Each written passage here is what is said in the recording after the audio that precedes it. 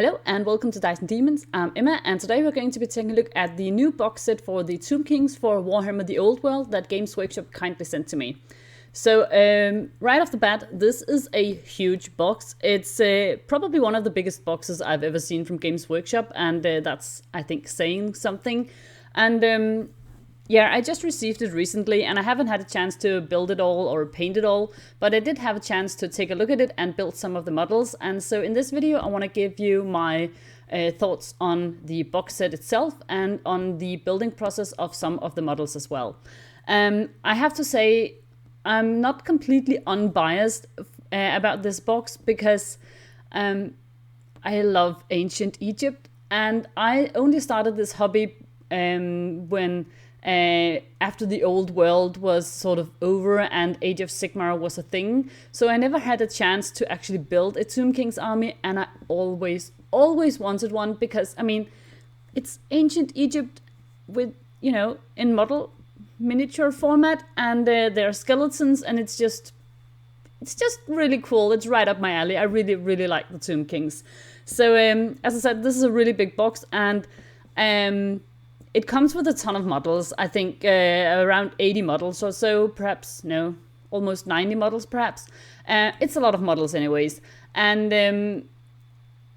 that of course means that, yeah, the box will be big because there's a lot of content in it. But it also has something to do with the fact that most of these models, all of them, in fact, except for the new big bone dragon, they're all old kits, and so the sprues have a lot of room left in them compared to newer sprues, and so they just take up a whole lot of room. But still, it's a very big box, and besides the miniatures, it also comes with a really nice big full color book with all the rules and a lot of pictures and stuff, and we'll take a look at that as well. So here you can see one of the sprues for the skeleton warriors. There are 40 warriors and 32 archers in the box, and they're all of them old sculpts. And as I said, you can really see it here on the sprues with so much room left. And they're very easy to build after you get rid of all the mold lines. It's like legs, torso, arms, and a head, and they are all of them interchangeable, so you can do whatever you want with them. This of course means they look fairly static, but they're also supposed to be like rank and file in a movement tray.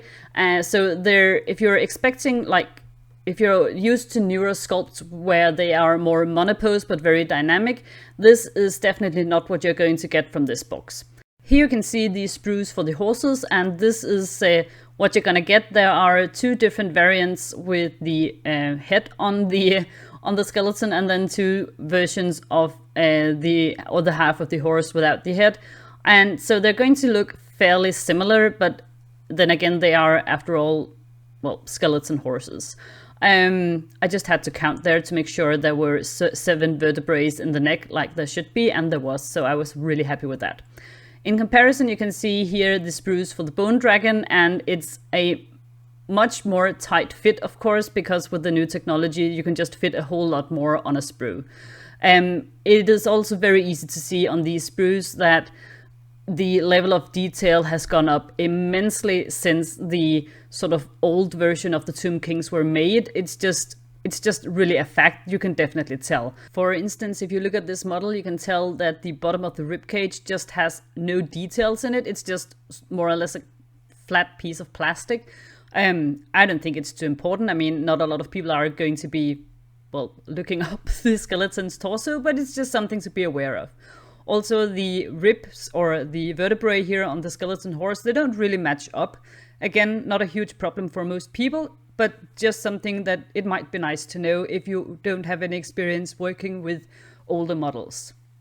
This is a foreleg or forearm, I don't know which would be the correct term, for the bone dragon. So that's the new big model kit, and it looks just like you would expect a new kit from Games Workshop to look. It is very detailed, very well made, and it does have a few mold lines, but nothing too bad at all.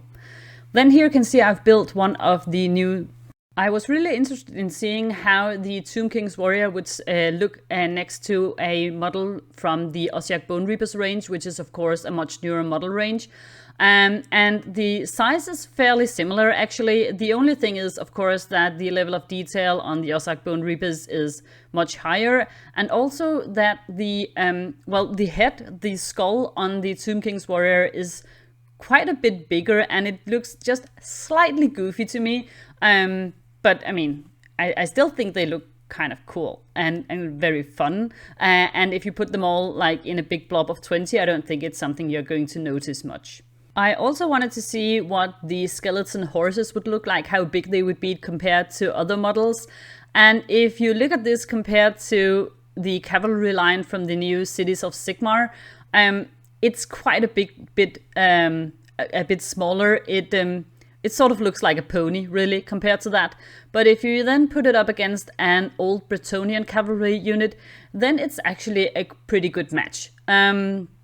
It's a little bit smaller, but that would be expected, I guess, just from an anatomical point of view, because it obviously doesn't have any muscles or fat or skin or anything. So if you want to put it next to old Bretonnia models, it'll look just fine, but against newer cavalry units, it might look slightly like you've brought a tiny pony. And here you can see the big bone dragon. It's built in sub-assemblies, as you can probably tell, with a little bit of putty to hold it together, just because I want to paint it in sub-assemblies. I think that's going to be a whole lot easier, so that's why I don't get sort of the full model yet. But as you can tell, of course, it's a lot bigger than a Space Marine, which is, I think, to be expected. This is, after all, quite a big centerpiece model. So I thought a more fair representation was probably a bigger model, and the only one I had that sort of matched it for size was the Mauler Fiend, because as you can tell, sort of the back of the Mauler Fiend and the back of the Bone Dragon, they're roughly of the same height, but the Bone Dragon is just much, much longer, especially with its very long whip-like tail. And last, but certainly not least, I want to show you my very favorite sort of secret model from this box. I hadn't seen it anywhere, perhaps you guys have, but it's a tiny, tiny zombie cat, and it's just glorious. It's teeny tiny and it's very silly, but it's supposed to be the two build variants for sort of who goes on top of the Bone Dragon. And on one of them, you have this zombie cat, and it's supposed to be standing here on the throne on top of the Bone Dragon, and I just think it could not be more fitting, because every cat, even a zombie cat, is sort of royalty, and so of course it needs to be on a throne.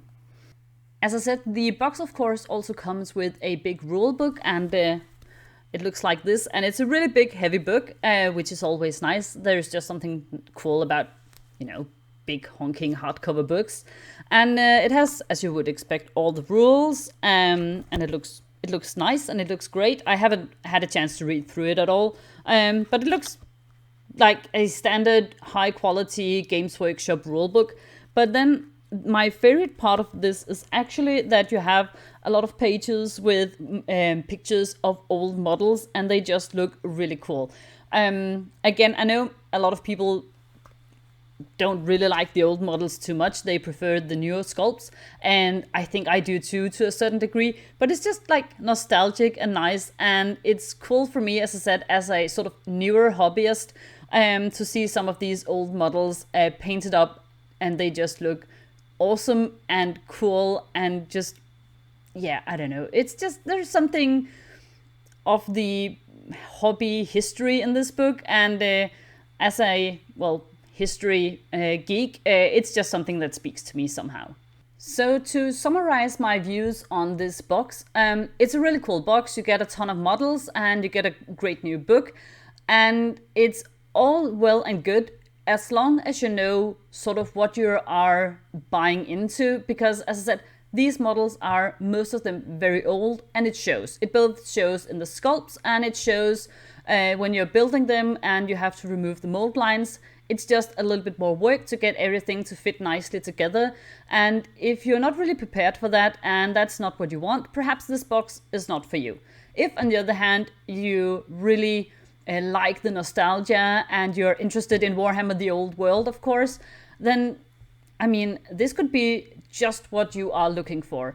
I know that in earlier videos I have said that I'm not really interested in actually playing Warhammer the Old World. I wanted some of the models just to paint up as a, you know, a painting project. But after looking at the Tomb King's models, like the old warriors that look goofy and not that detailed and with all the mold lines and all their faults, I have just fallen much more in love with them than I had actually imagined that I would. And I know it sounds silly, but I just really like them. I think they have so much charm and so much, I don't know if it's the right word, like authenticity. It's just, yeah, there's just something about them. And then, as I said, like it's ancient Egypt with models. So there's always that. And I can actually imagine myself painting, I don't know, 40 odd warriors standing rank and file on their little movement trays and stuff, and just pushing them around and having a grand old time. So I don't know, perhaps I will actually give it a go. I'm not quite sure, because it would of course be a huge undertaking painting all of these, and I already play Age of Sigmar and 40k, so perhaps I should not, dip my toes into a third big miniature game. But on the other hand, I mean, I have all the time in the world for modeling, and it doesn't have to be right now that I'm actually able to field a whole big army.